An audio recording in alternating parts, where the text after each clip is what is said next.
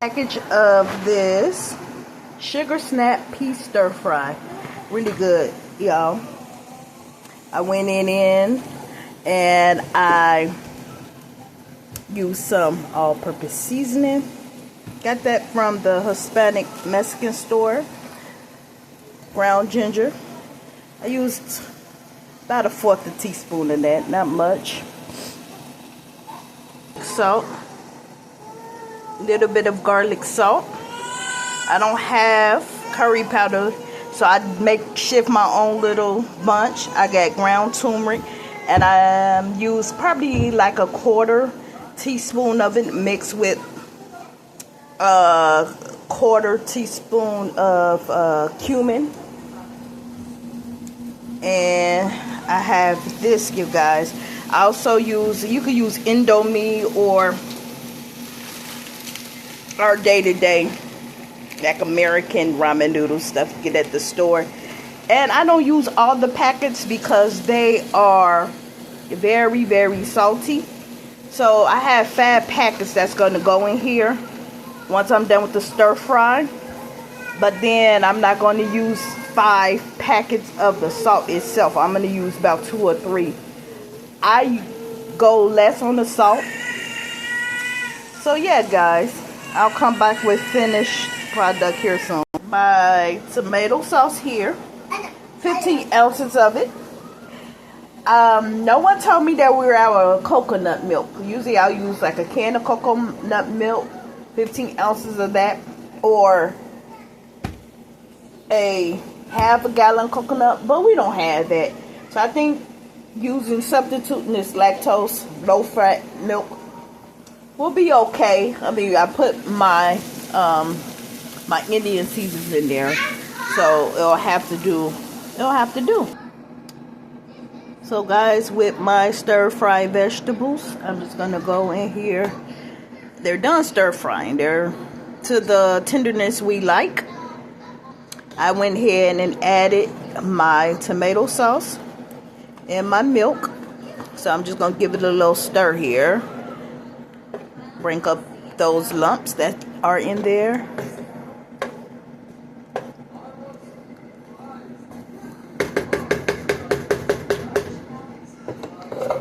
Put that there. So guys, now I'm gonna go ahead in and put my noodles in here. I got a little small pot right now. So guys, I'll go over the ingredients one last time, then I'll come back and show you the finished product. But yes, I have my all-purpose seasoning here, just for the salt to help with the flavor, because it always, like we know, ramen noodles already comes with its own ingredients. Garlic salt, and like I said earlier, I use some ginger, ground turmeric, and cumin, which I put back in the cabinet. I'm not gonna worry about taking that out. For the my curry powder, since I ran out of curry powder and didn't get a chance to get any in the store. Then this is the key ingredient right here, garam masala. So good, but you don't want to put too much to overpower it. You want all your seasons to blend well. This, we gotta have some type of heat. Being a African / Caribbean / African American family, we have to have some heat. I don't make it too hot for the children. They can't tolerate pain like we can, so, but I'll put a little bit of that in that. This, I usually bad for my son. He can tolerate cow's milk better in this house. I also use it just for cooking, just for now, to substitute the actual coconut milk that I usually use with this to make the masala. But it's gonna turn out good, believe me. But usually I'll use coconut milk. But I was at the store today, totally forgot it. And I also thought that there was a little bit in the refrigerator. Somebody didn't tell me that we were out. You moms understand that. We have big families, but yeah, I'll be back with the finished product, And also, yeah, let me give you guys a look at, we're having chicken. I just thrown in an Instant Pot for 30 minutes on each side for an hour. It just dinged, the Instant Pot just dinged, so let me show you. I just got some legs in there for everybody. So guys, I marinated the chicken. It's been marinated for about 24 hours in a Ziploc bag. I use all-purpose seasoning, pepper, something, you know, light. So I cooked it on one side today, and when I turned it over for the other 30 minutes, I threw a little jerk in there. I haven't had a little jerk chicken in a while, not much.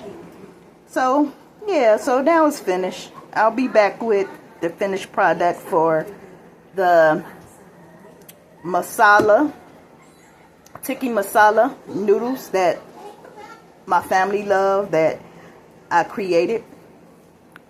So yeah, I'll be right back, friends. Okay guys, finished product. Yeah, Tiki masala noodles. Kids love it. I know they're going to ask for more here soon, but yeah, this is what I do. Finished product. Sorry, I got Abigail. She's very, very fussy because she's ready to eat. I don't like her in the kitchen, so I just had to pick her up. I don't have a wide enough gate for the kitchen, so gotta be safe. But yeah, that. Oh yeah, and I want to mention something to you guys. I got chicken. Now, let me tell you guys the difference between African man, which is my husband, and Caribbean man, the Trinidad and Tobago speaking. As we know, African men, they love their meat tough because my husband said that's how they're sure that it's done through and through. Us, we know when it's finished, when the blood is like gray or brown in the middle of it, or no dripping blood, it's not raw, it's crispy. That's how we know it's done. But between African men love their meat well done, cooked, crispy, hard or something, because if not, they won't eat it. I can say that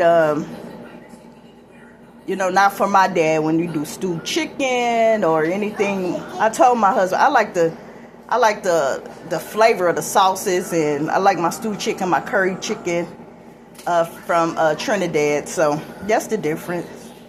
But yeah, this is a finished product here. Sorry, the kids got impatient. They ready to eat. So let me show you guys Miss Abigail. Say hi, Tulip. Hi. Oh, don't do that. Excuse her shirt. She just got home from daycare. You guys know how it is when we get our kids from daycare. Sometimes the kids, they just get into stuff. That's why they tell you to bring extra clothes. 1 second. They tell you to bring extra clothes, not the expensive stuff, the stuff that they can get dirty and you can just take off, no problem. Say hi. Hi. This is Vicky. I'm gonna do it.